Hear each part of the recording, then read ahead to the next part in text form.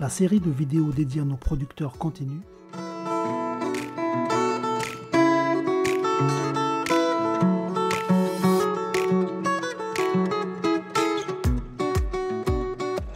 Je suis Jean-Baptiste Favarel, vigneron sur le domaine Inventis, lancé en 2016. Les premières vendanges on a faites en 2016.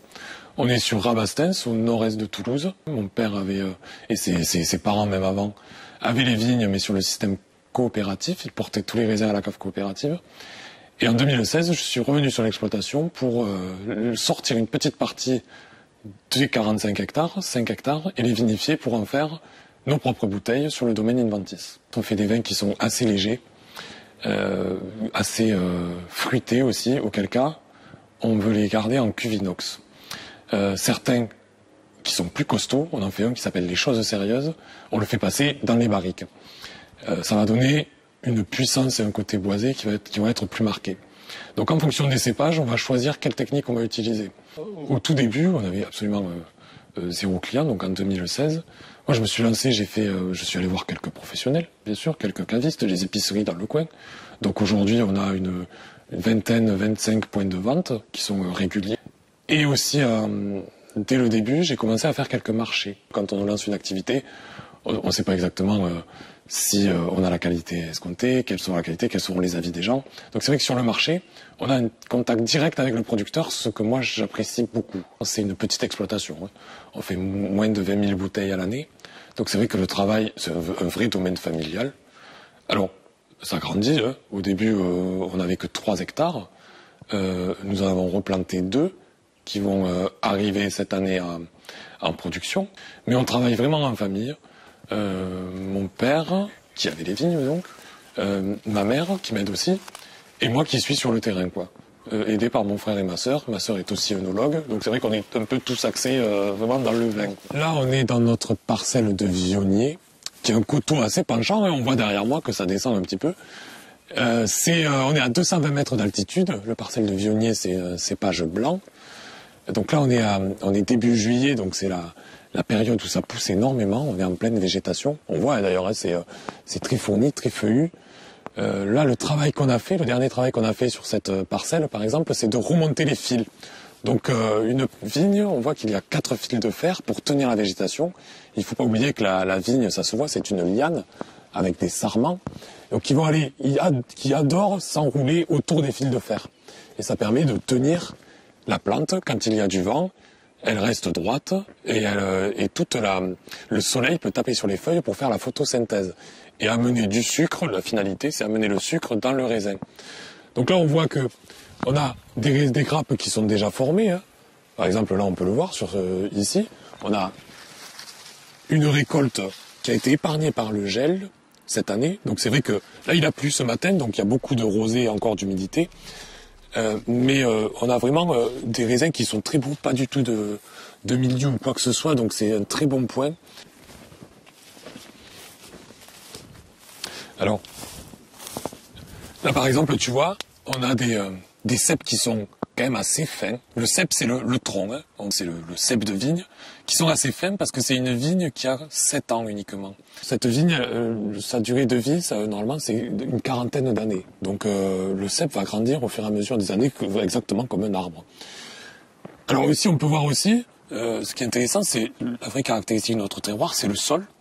Nous, on est sur des sols qui sont dans le Tarn et à Rabastens, en particulier, argilo-calcaire, très argilo-calcaire. C'est assez difficile à travailler dans le sens où soit c'est trop mou, soit c'est trop dur. Mais pour la vigne, c'est très bien parce qu'elle a besoin d'aller puiser ses ressources. Du coup, il y a assez peu de terre, 50 cm, c'est pas beaucoup. Mais ensuite, on passe sur du roc et du coup, elle envoie le plus de ses ressources dans le raisin pour assurer sa pérennité, sa suite. Alors ici, on va pouvoir voir le style de taille sur le vionnier, sur notre blanc sec. Donc on a toujours le cèpe, on part du cèpe, et on voit, en écartant les feuilles, le bois de l'an dernier, qui est le bois couleur bois, quoi. Vraiment, c'est le sarment de l'an dernier sur lequel la nouvelle récolte va se faire.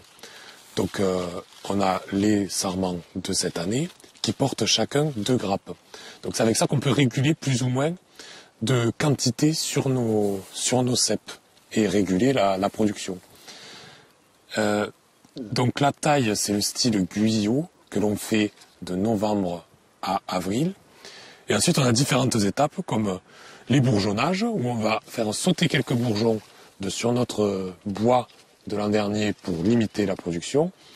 Et ensuite, on va avoir l'épanprage, donc c'est-à-dire on enlève les repousses qui peuvent aller là sur le cep que l'on ne veut pas. Celles-là, elles ne sont pas intéressantes parce qu'elles ne vont pas être productivistes et elles ne feront que prendre des ressources. Et ensuite, on va faire remonter les fils, l'essimage pour réduire la surface de feuillage. Il faut savoir que 4 feuilles sur un sarment correspondent à 0,5 degrés d'alcool à la fin dans le vin. Donc aussi comme ça, on peut limiter l'alcool que l'on aura sur nos vins finis. Même si il y a plusieurs facteurs qui rentrent en compte, il y a aussi la date de récolte par exemple, où il y aura moins de photosynthèse. On a différents moyens de réguler quand même la puissance des vins en termes d'alcool, quoi. Pour éviter les insecticides en bio, on a une technique qui s'appelle la confusion sexuelle.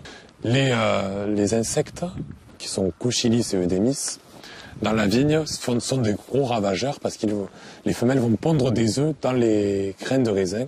Et à la vendange, ça va vider complètement le raisin. Et on peut perdre toute une récolte. Donc pour ça, on met ce qu'on appelle des phéromones, qui sont des moyens de lutte de biocontrôle. Alors attendez, il faut que j'en trouve un. Ce sont des concentrés de phéromones. Alors normalement, on en met un tous les 3 pieds. Donc il faut qu'on trouve où c'est qu'il est. Voilà, ici il y en a un. Ceci, là-dedans, il y a les phéromones femelles qui vont perdre les mâles, en gros.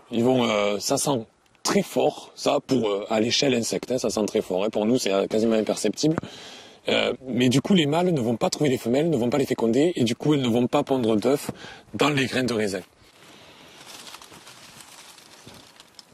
Un vigneron indépendant, il va depuis la vigne jusqu'à la cave, jusqu'à la finalité, la bouteille. Donc là, on va retrouver 4 de nos 6 cuvées au total. On fait, ici, vous avez 2 monocépages et 2 assemblages. Donc le blanc sec 100% vionnier qu'on a vu tout à l'heure, le rosé et 2 rouges, les 2 opposés, les 2 extrêmes. Le plus léger de nos vins rouges, 100% Duras, qui est un cépage gaillacois, le black pepper, pour ce côté épicé. Vraiment, la caractéristique de ce cépage, le Duras, c'est vraiment ce côté poivre qui ressort sur la bouteille, quoi. C'est assez rare, il y a très peu de cépages qui donnent vraiment ce côté épicé, mais celui-ci en fait partie. Et ensuite, le dernier, on a les choses sérieuses, qui est une majorité de brocol, qui est l'autre cépage gaillacois, passé en fût de chêne. Voilà, celui-ci sur les 1 an de fût de chêne. Donc beaucoup plus costaud.